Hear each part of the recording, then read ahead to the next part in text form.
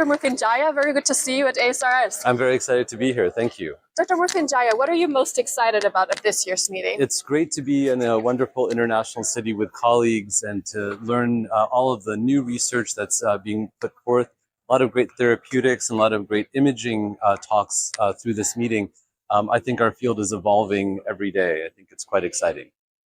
Great. And I know you've shared some updates about your tumor work here at ASRS. Do you mind sharing it with us? Absolutely. Thank you. So we've been working on a couple of different angles. One is the use of wide field imaging with artificial intelligence to kind of do a visual biopsy of the tumor to learn more about the molecular insights of the tumor that maybe a photograph is showing us that we as humans can't detect ourselves.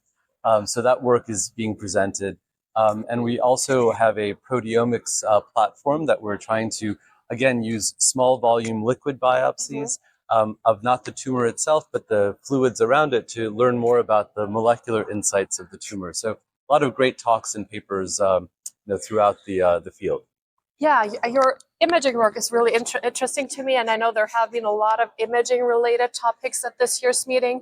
What is your experience using Optus imaging for your tumor work? So in an ocular oncology practice, the use of wide field imaging has become pretty much standard of care to be able to see lesions beyond just what someone would see with a macular view or even on examination.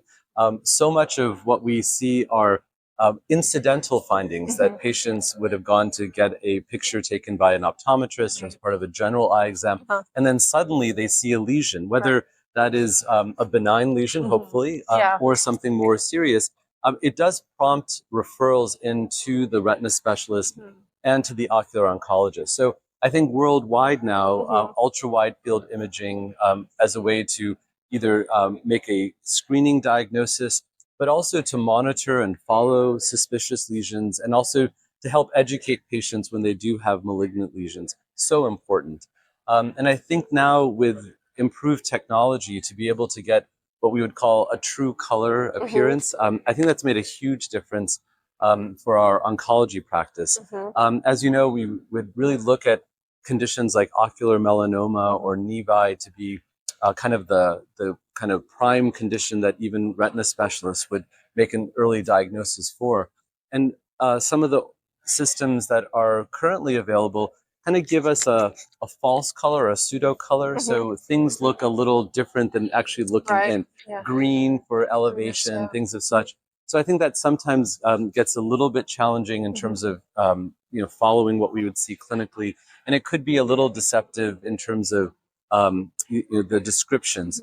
Now there are the 3 laser systems.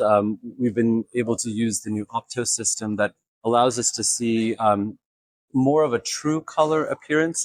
And I think that has really shown some nice vivid examples where we would have maybe not have seen some subtle coloration differences. And I think that's also very helpful. Great. Thank you so much for sharing your insights. Thank really you very appreciate much. it. Enjoy ASRS. Thank you. Take care.